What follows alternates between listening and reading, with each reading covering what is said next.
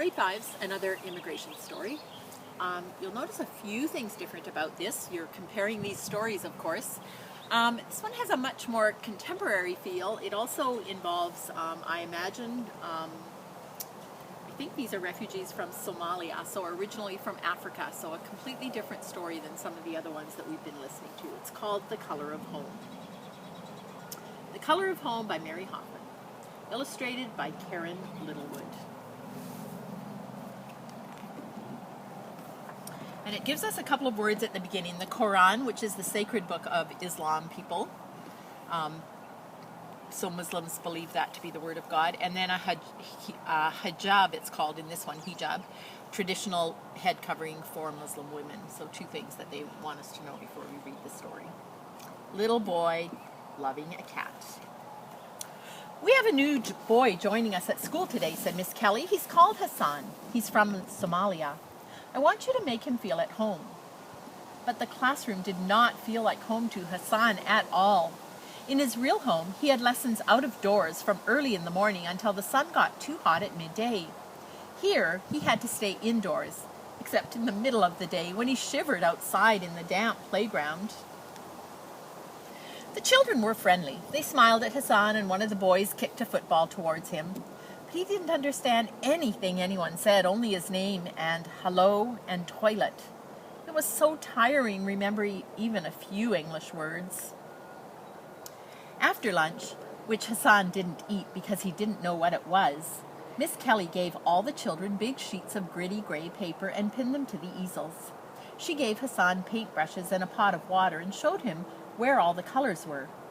He understood from her smiles and her movements that she wanted him to paint a picture, but he had never done such a thing before. He watched the other children for a while and then chose a bottle of bright blue. He painted a blue sky without any clouds, and then a white house and a yellow sun and mimosa trees. Outside the house he made stick figures. His baby sister, his grandparents, his father, himself, his mother holding a bundle that was his baby sister, his uncle and 2 cousins. There were 9 people outside the house who all lived inside. Then Hassan took more paint and put in the animals, a flock of white sheep, some brown goats, and a small sandy creature who was supposed to be his cat. What a lovely picture, Hassan, said Miss Kelly. What beautiful bright colors. But Hassan wasn't finished. Now he chose red and orange and painted big flames on the roof of the house. The blue sky changed to a murky purple. He drew another stick figure with a gun and made black bullets coming out of it. He took the red paint again and he splattered it all over the white walls of the house. He smudged his uncle right out of the picture. Oh, Hassan, said Miss Kelly, it's all spoiled. What a shame. Hassan didn't know what her words meant, but he heard the sadness in her voice, and he knew that she understood his picture. What did you do at school today? Asked his mother, when she brought his little sister Naima to collect him. Painting, said Hassan. Can I see? She said. All around them other children were showing their pictures to their mothers. No, Hassan said, the paint is still wet.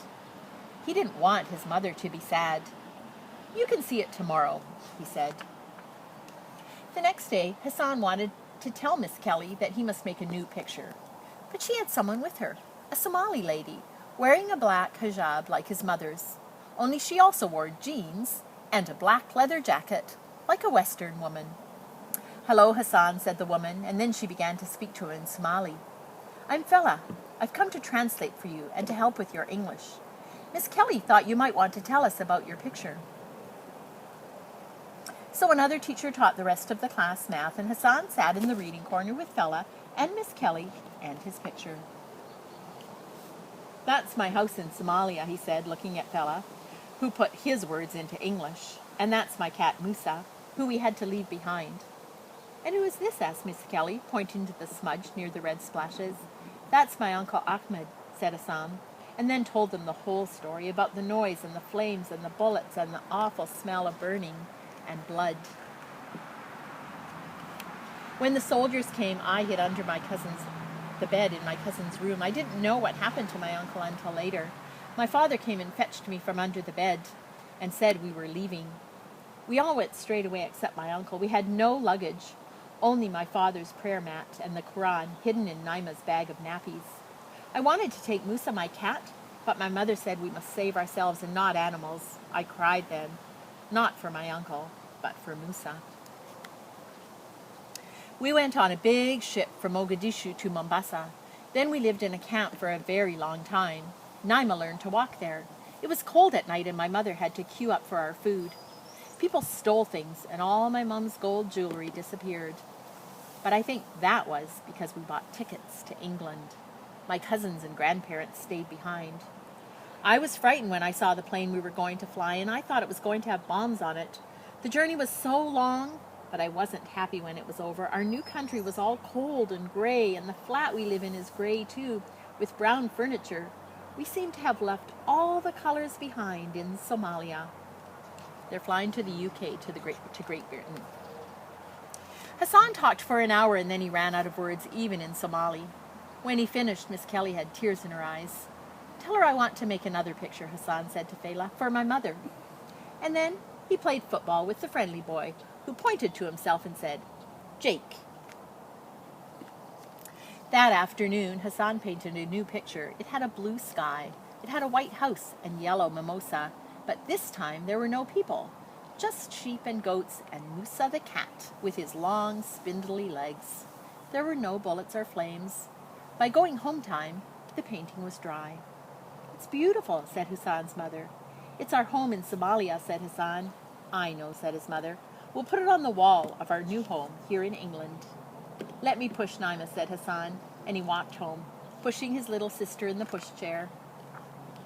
At home they showed the picture to his father, who stuck it up on the wall. The blue, yellow, and white looked bright against the gray paint, and next to it hung the maroon prayer mat, which had come with them on their travels. As Hassan looked around the room, he saw other colors, things his mother had made, a green cushion, an orange tablecloth, and a pink dress that she was right now sewing for Naima. Just then the sun came out, and there was blue sky outside the window. Hassan looked at his family and said, "Daddy, can we have a new cat?" And he said cat in English. It was one of the new words he'd learned today. Tomorrow he would ask Miss Kelly to tell him the word for home. The end of that. Kind of a gentle story, harsh things in it, but we realize that he does feel welcomed.